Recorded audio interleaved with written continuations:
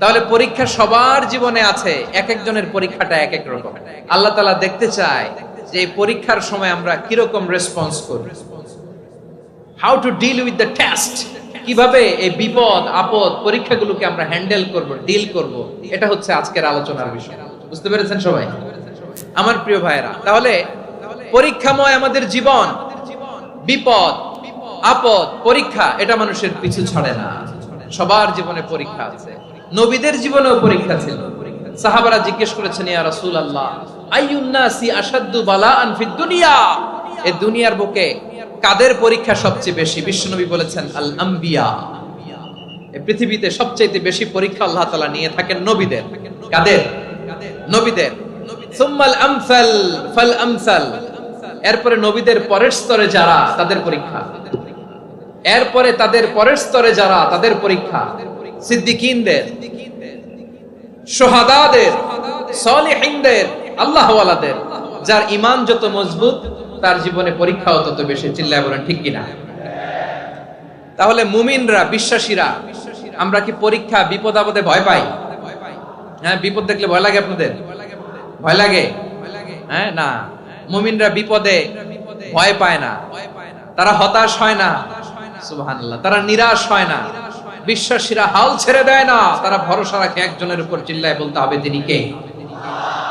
কারণ মুমিন জানে the grief isn't permanent, the test isn't permanent, the struggle in our life isn't permanent. আমাদের জীবনের দুঃখ, কষ্ট, স্ট্রাগল এগুলো পার্মানেন্ট নয়। After every difficulties there is an ease. সব কষ্টের পরেই একটা সুখ আছে না নাই? রব্বুল আলামিন বলেন ফা ইন্না মাআল উসরি ইউসরা, ইন্না মাআল উসরি ইউসরা, ভয় পেও না, চিন্তা করো না, কষ্টের সাথেই আমি রেখে দিয়েছি স্বস্তি। সুবহানাল্লাহ বলেন। মুমিন জীবনে বিপদ যত বেশি, কষ্ট যত বেশি, তার সামনে সফলতা তার চেয়েও বেশি। ঠিক কিনা বলেন? কারণ বিশ্বাসীরা জানে রাত্রি যত গভীর হয় সুবহে সাদিকের সময় তত আগাতে থাকে। গর্ভবতী নারীর পেটের ব্যথা যত বাড়তে থাকে, ঘরে নতুন মেহমান আগমনের সময় ঘনাতে থাকে। মুমিনদের উপর বিপদ, অত্যাচার, আপদ, পরীক্ষা যত বাড়তে থাকে, কালেমার পতাকা উড্ডয়নের সময় কাছে আসতে থাকে।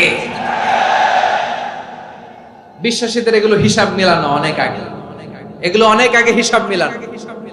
দুঃখের আধার শেষে সুখের আলো মিটি মিটি হাসে। চিল্লায় বলেন ঠিক কিনা? দুঃখের আধার শেষে আলোর প্রভাত হাসে, হতাশার কালো মেঘে যায় গো ভেসে, হতাশার কালো মেঘে যায় গো ভেসে। দুঃখের আধার শেষে আলোর প্রভাত হাসে, হতাশার কালো মেঘে যায় গো ভেসে, হতাশার কালো মেঘে যায় গো ভেসে। কোরআনের পাতায় পাতায় দেখো ঈমানের পথ ঢাকা ব্যথার কাটায়। কোরআনের পাতায় পাতায় দেখো ঈমানের পথ ঢাকা ব্যথার কাটায়। ভেঙে পড়ো না কভু হতাশ হয়ে, ভেঙে পড়ো না কভু হতাশ হয়ে, জ্বলে পুড়ে খাঁটি সোনা হও গো শেষে, জ্বলে পুড়ে খাঁটি সোনা হও গো শেষে। দুঃখের আধার শেষে আলোর প্রভাত হাসে, হতাশার কালো মেঘে যায় গো ভেসে, হতাশার কালো মেঘে যায় গো ভেসে। ঠিক কিনা বলেন? দুঃখ যত বেশি, পরীক্ষা যত বেশি, কষ্ট যত বেশি, সুখের সময় তত কাছাকাছি। চিল্লায় বলতে হবে ঠিক কিনা? এজন্য মুমিন জীবনে পরীক্ষা বেশি, মুমিনদের হতাশা নাই। মুমিনরা নিরাশ হয় না, হতাশ হয় কাফিররা।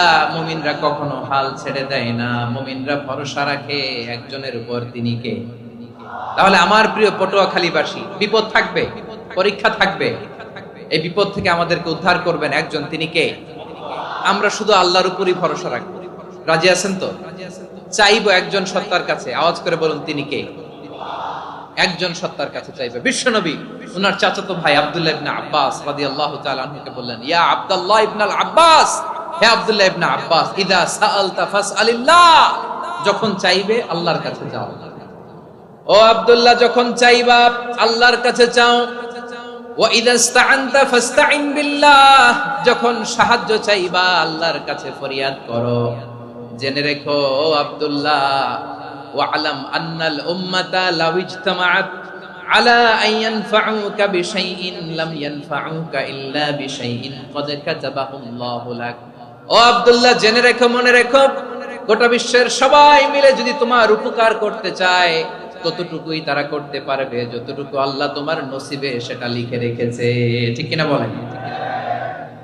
আর যদি গোটা বিশ্বের সবাই মিলে তোমার বিরুদ্ধে কনস্পাইরেসি করে, ষড়যন্ত্র করে, গোটা বিশ্বের সবাই মিলেও যদি তোমার ক্ষতি করতে চায় ততটুকুই শুধু পারবে যেটা আল্লাহ তোমার জন্য বরাদ্দ রেখেছে। যতটুকু আল্লাহ তাআলা তোমার জন্য বরাদ্দ রেখেছে অতটুকুই ক্ষতি করতে পারবে, আর এক চুল বেশিও করতে পারবে না, কমও করতে পারবে না। চিল্লায় বলেন ঠিক কিনা? এজন্য আমরা চাইবো কার কাছে? সবাই বলেন নাই, আওয়াজ করে বলেন কার কাছে? সব সময় আমরা আল্লাহর কাছে চাইবো, বিপদে আপদে, সুখে দুঃখে, সচ্ছল অবস্থায় অসচ্ছল অবস্থায়, পরাজয়ের সময় বিজয়ের সময়, সব সময় আমরা ভরসা রাখবো কার উপর? সবাই বলুন। একদল লোক আছে যারা বিপদে পড়লে আল্লাহরে ডাকে, আছে না নাই? পটুয়াখালীতে মাশাআল্লাহ নাই, বিপদ আসলে আল্লাহরে ডাকে, বিপদ নাই আল্লাহও নাই। বিপদে পড়লে নামাজ পড়ে, বিপদও নাই নামাজও নাই। বিপদে পড়লে জিকির করে, বিপদ যখন চলে যায় ওদের জিকিরও বন্ধ হয়ে যায়। এরকম আছে না নাই? কিছু লোক দেখবেন পরীক্ষা আসলে নামাজ পড়ে, আছে আছে, জেনজি আওয়াজ করো, এরকম আছে? এই কমন পড়ে গেছে, কমন পড়ছে। দেখবেন পরীক্ষার সময় নামাজ পড়ে, পরীক্ষাও নাই নামাজও আছে। এরকম কিছু লোক আছে অসুস্থ হলে আল্লাহরে বড্ড ভালোবাসে, আল্লাহরে খুব ডাকে। অসুস্থ হইলে অসুস্থতাও নাই, আল্লাহ স্মরণও নাই। দেখবেন কিছু লোক নির্বাচন আসলে খুব আল্লাহওয়ালা হয়ে যায়, তখন দেখবেন মাথার মধ্যে হেজাব লাগায়, পাঞ্জাবি লাগায়, আল্লাহওয়ালা হয়ে যায়। নির্বাচনও নাই, এরপরে আল্লাহর কথাও নাই। আছে না নাই? না, এরকম হওয়া যাবে না। সব সময় আমরা আল্লাহরে ডাকবো, বিপদে আপদে সব সময় ভরসা রাখবো আমরা একজনের উপর। আওয়াজ করে বলেন তিনি কে?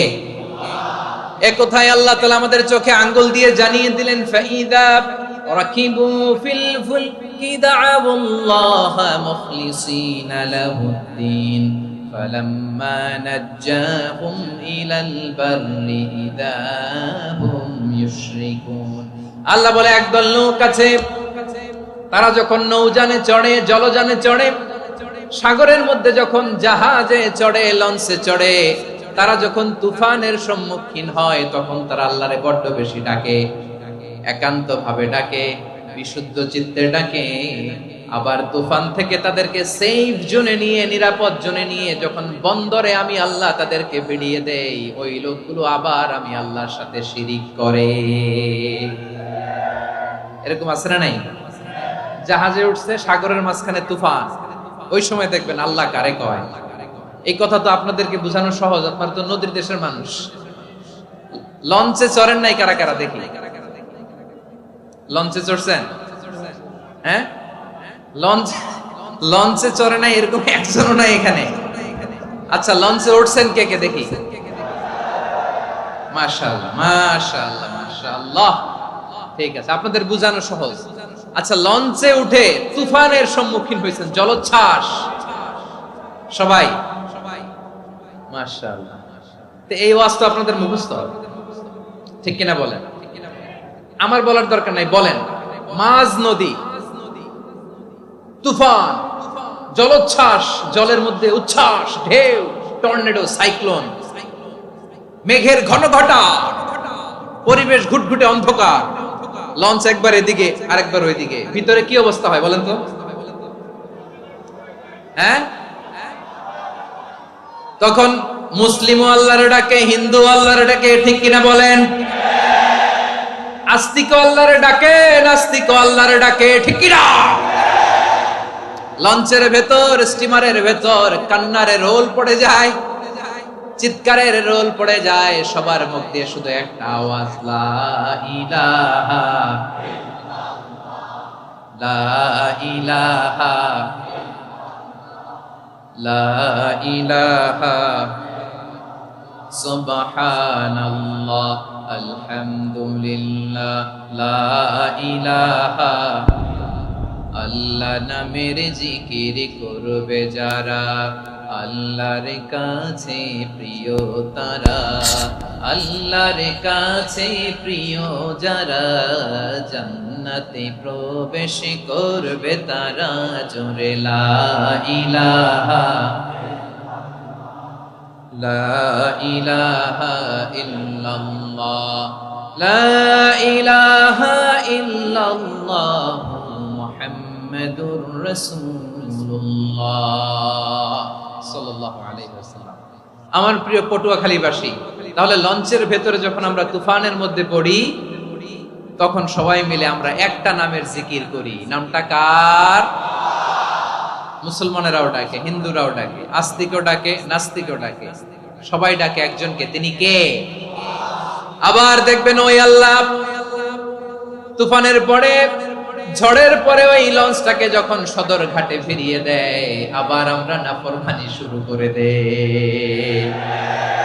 সে কোথায়? আল্লাহ বললেন, ফাইদা রাকিবু ফিল ফুলকি দা'আউল্লাহা মুখলিসিনা লাহুদ্দীন ফালাম্মা নাজ্জাহুম ইলাল বাররি ইযা হুম ইউশরিকুন।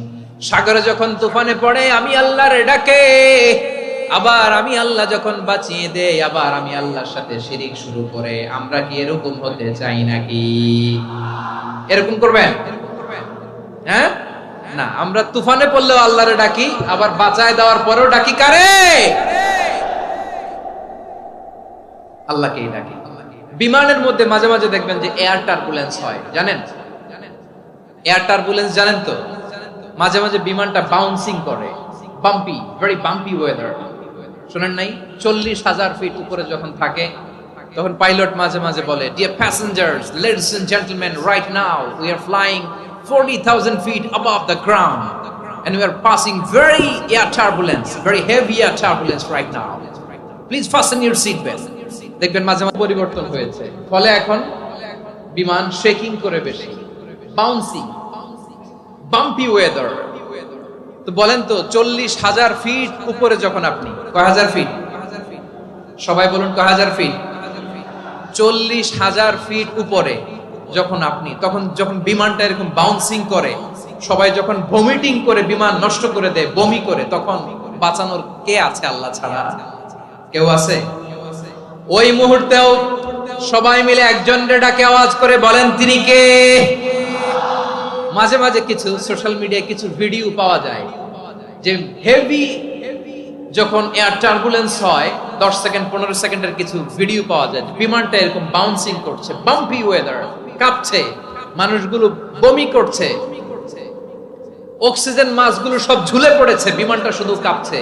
তখন দেখবেন বিমানের ভেতরেও এরকম লঞ্চের মতো চিৎকার আছে না নাই? বিমানের ভেতরেও তখন চিৎকার। গত বছর হিথ্রো এয়ারপোর্ট থেকে সিঙ্গাপুর এয়ারলাইন্সের একটা ফ্লাইট, হিথ্রো টু চাঙ্গি, একটা ফ্লাইটে এমন বেশি এয়ার টার্বুলেন্সের শিকার হয়েছিল ওই এয়ারক্রাফটটা, 33 জন যাত্রী সেখানে আহত হয়েছে, একজন যাত্রী নিহত হয়েছে। কেবিন ক্রুজ, এয়ার হোস্টেস যারা আছে, একজনের নাক ফেটে, চোখ ফেটে, কপাল ফেটে, ব্লিডিং হয়ে শয়লা। প্রিয় ভাইরা, ওই 40,000 ফিট উপরে বিমানটা যখন কাঁপবে, তখন আমাদেরকে আল্লাহ ছাড়া আর কেউ বাঁচানোর আছে? এত আস্তে বললে হবে? ওই কঠিন মুহূর্তে আমার বাবা আমারে বাঁচাতে পারে, আমার বন্ধু আমারে বাঁচাতে পারে। এই গ্রাউন্ডে, জমিনের বুকে আমার প্রোটোকল, আমার ক্ষমতা, আমার দাম্ভিকতা, কোনো কিছু আমারে বাঁচাতে পারে একজন ছাড়া। চিল্লায় বলতে হবে, তিনি কে? সে আল্লাহ বললেন, গোলাম আমি বিপদের সময় ঠিকই তোমাদের বাঁচিয়ে নেই। ওই বিমানের ভেতরে 40,000 ফিট উপরে যখন তোমরা এয়ার টার্বুলেন্সের শিকার হও, তখন নাস্তিকও আল্লাহরে ডাকে, হিন্দু আল্লাহরে ডাকে। জোরে বলেন ঠিক কিনা? আবার বিমানটা যখন শান্ত হয়ে যায়, একটু পরেই বিমানের স্ক্রিনের মধ্যে হিন্দি সিনেমা খোঁজে।